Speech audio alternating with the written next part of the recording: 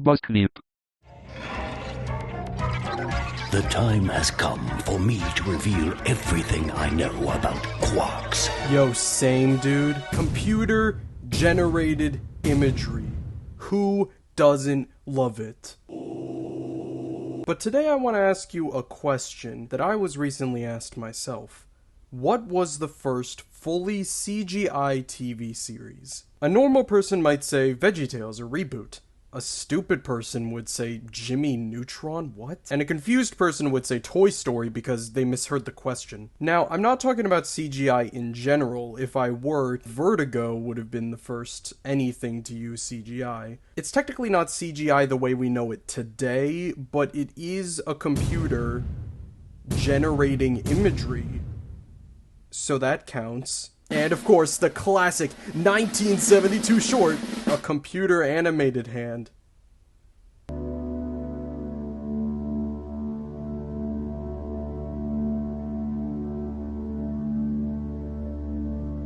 In the late 80s, CGI was becoming a lot more prevalent. Tons of movies and shows use CGI elements like Doctor Who and the Jim Henson Hour. Disney had begun incorporating it into films like Tron and even The Great Mouse Detective. Pixar had just formed out of Lucasfilm's computer animation division, and the Money for Nothing music video came out, and then they canonically died in Reboot.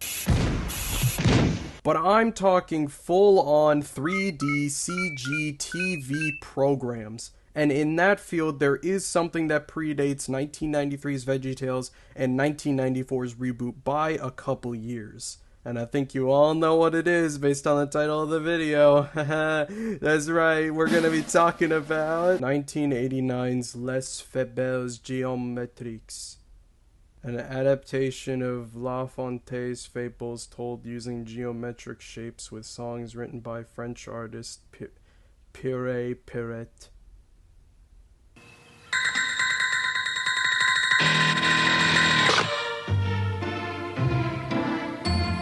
Ah, shoot, now my clickbait title is wrong. Or, okay, technically Les Faibles Geometriques may be what I can find the first fully CGI TV show to exist, but it does use pre-existing stories, so I think it's fair to say it's not the first original narrative-based show. Shut up, this is not Cope. Also, most of this show kind of seems to be lost media, and I couldn't even find any of it in English. La Fontaine, artiste jusqu'au bout de sa plume doit bien. Yeah, okay, Croissant, Eiffel Tower, Eiffel 65, shut up. Less than a year later, we would get the actual topic of this video, 1990's Quarxs. The Quarxs. So what is Quarxs? No, seriously, what is it? This might be the worst wiki page I've seen in a while. Only 12 episodes of the original series of 100 were created. 100 what? Episodes? So they didn't make 88 episodes? How does that work? Luckily, the original creator provided a more detailed and frankly understandable description on his personal website and on a YouTube upload of the entire series. That creator being Maurice Benignon.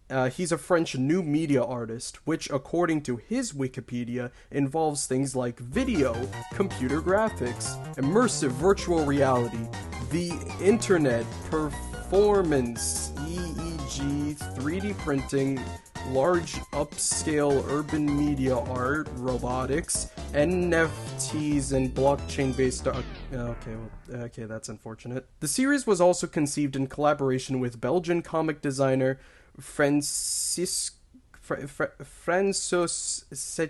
Schuiten and French comic book writer what is that? That's an I? Benoit Peters. It won a shit ton of awards. It was on display in Hong Kong in 2015 for some reason, and that's all I could find about it. Hey guys, Bossclips from the future. I did some more digging and found some stuff that might point to a Quarks comic of some kind. I can't really find much information about it, specifically in English, but as far as I can tell, it was made by Schuiten and Peters alone without Benignon. See, I learned how to say it, okay? I evolve as a person. This video is really only about the TV series though, so let's get back to that. Quarks is a fictional documentary series about strange creatures that seem to function outside the laws of nature. Kind of like cryptids, But unlike things like Bigfoot or Mothman, which are mostly shrouded in mystery, the Quarks are actually everywhere around us. They're just generally invisible to the naked eye. The idea is that they're the cause of some of the minor inconveniences in our lives, like leaky faucets or random broken objects. So in layman's terms, these are like matrix glitches, or just like literally mistakes of nature. Each episode follows a narrator who discusses his findings and observations about a certain Quarks, like how they work, how they're discovered, etc. If this sounds at all familiar, it's basically because the SCP Foundation has been doing it for several years now, though this does predate it by quite a bit. Honestly, the concept works really well with the animation style. Rather than trying to make things look realistic like most CGI was doing at the time, the goal was to deviate and create things that were just flat out impossible to exist in real life. It's kind of like how Toy Story was partially made because the animation already made everything look plastic. Stupid dog! The environments, though, I can count the polygons. Each episode is only about 2 to 3 minutes, and as I've said before, there's only 12. Altogether, that's less than an hour of total content. Now, logically, you would think 12 episodes, 12 Quarks, right? Wrong! There's actually only about 7 unique Quarks that are directly observed. It's just that it takes 2 or 3 parts to talk about most of them. There's a few more that are mentioned and seen, but obviously there's not really much to go off of for most of them. Like that one's just a floating briefcase. That's a triangle. I think that one is poop? Is that just a camera lens that's clipping through the wall? Okay, and that one's just an air vent. But I figure that since there's a lot to discuss overall with so few episodes, we may as well take a look at each Quarks individually. So let's do that. The elastofragmentoplast are like these little half-sphere things that they're like, you see it in the footage, okay? They're hard to describe for a reason. While they're still invisible to us, using the narrator's detector at the right frequency can make them appear. As the name implies, they like to stretch themselves around and shatter house objects. And they also make liquids solid? And I would finally understand why the liquids he slices turn solid.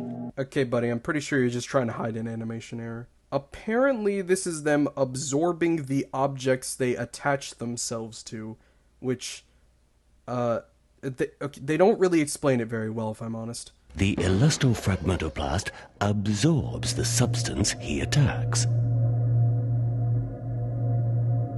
The reason they do this is because the males of their species are attracted to curved objects. Like most males of his species, the elastofragmentoplast is attracted by curved shapes.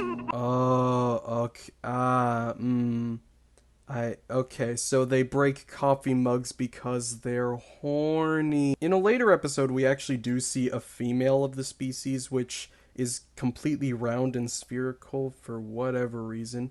We even get to see them have oh no, and they give birth to M&Ms. Just like our tablets or pills. Yep, this was made in France. The Mealy folio is made up of a bunch of thin little squares that live inside of vacuum pipes. They like to relentlessly fly against their currents for whatever reason. Also, they make this noise when they die.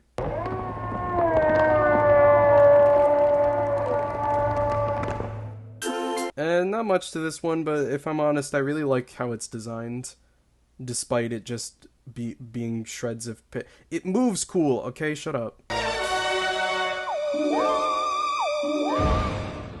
The Spatiostrata was spotted in an aeronautics manufacturing facility.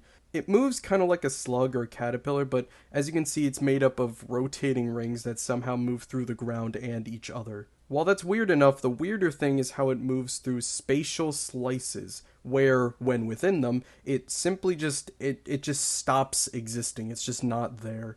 It vanishes and pops back up somewhere else, making it impervious to all damage. Over time, these portions get bigger and bigger, meaning at one point it will just eventually disappear completely. And not to get your hopes up, but this one was probably my favorite of all the Quarks. It's a cool idea and a visually interesting design. If it were real, I would want one as a pet. This is kind of unrelated to the creature, but I like how at the beginning of this episode, the cryptobiologist narrator complains that he gets dozens of bad submissions. Why does a cryptobiologist of my rank get swamped by the most mediocre documents and the wildest conjectures? I just found that kind of funny, considering the field he's in. Also unrelated, I have yet to call out how much I like the names of the Quarks themselves. Like how the Spatiostrata is a combination of spato, meaning space, and strata, which is traced back to stratus, which means grooved. Or maybe I'm just looking too deep into it. It makes sense. Or how the mille folio can translate to 1,000 paper. Or how the elastofragmentoplast... Okay, that one's a bit on the nose, but it's more thought out than the paper snake or Paperciticus snakeidicus. Okay, they tried. The reverso-chronocycle reverses time. That's it. It just reverses time.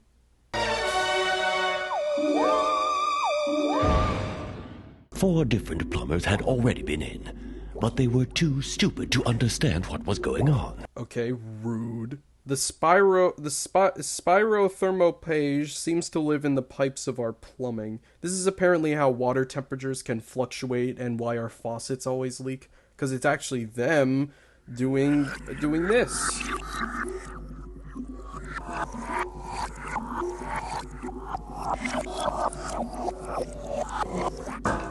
Gross. The reason they absorb hot water is so they can reproduce, which they can somehow do without physical contact. It's perfectly clear. They absorb heat in order to reproduce. How is it that this show only has 12 really short episodes and yet has already fit in 3 live births? Okay, this is a weird one. The electricia is something that I guess is related to electricity. We don't actually see it, but the narrator is blaming it for the sudden blackout in his little bunker thing. This has to be a Quarks prank. Only to discover it was just a blown fuse. It's that blasted meter again. I'd better change the fuses. At least I think that's the joke. They don't really explain it very well, but we do get to see more of the storage units and therefore more Quarks, like this hollow cube. This episode also confirms the existence of paleo quarks. Nothing's happening on the paleo Quarks side. So I guess that's... The nemochrome is a very small species that can transmit the image of one painting and place it onto another. What on earth was St. George doing perched on the rump of an angry nude? It can do this via the RGB color channels, which absorb color and displace it elsewhere by connecting thousands of them together. Kind of like if a bunch of living pixels copy and pasted things, but in real life. It's an interesting concept. Not really grand finale, but it's cool, it's fine, I like it. For the first time, I feel as though I actually understand art. Yeah, sure you do. There's also the polymorphoproximins mentioned on the site, and a few others that are also mentioned, but since they're never shown or described, there's not really much to talk about. So yeah, that was Quarks. Watching all these shorts gives off the same vibe I get while watching the early Pixar commercials or the Lawnmower Man or that weird Outside In video that would just not leave my recommended, or that Delta P video that would just not leave my recommended. I think now more than ever people have grown a liking to unnerving or even nostalgic forms of CGI. And with 3D animation more accessible now than ever, it's the perfect way for amateur animators to dip their toes. Hell, I asked my friend the Enderdwonk to make a render of me for the thumbnail in like really shitty CGI, and they did it in like 2 minutes. And with Quarks specifically, the idea is just kinda interesting. As I mentioned, the SCP Foundation is proof that there's an audience for bizarre new age cryptids presented in a Fox serious fashion. Even if we put technology aside, this is an idea that has literally infinite potential. Do you have sharp pains in your back? That's caused by a Quarx. Are your taxes too high? Well, you must have a Quarx. Are you crying yourself to sleep again? It's not depression, it's Quarx. In a way, Quarks might have actually been ahead of its time in some cases, both technologically and artistically. And that's why I think they need to give this show a reboot. A reboot. Because reboot was the show.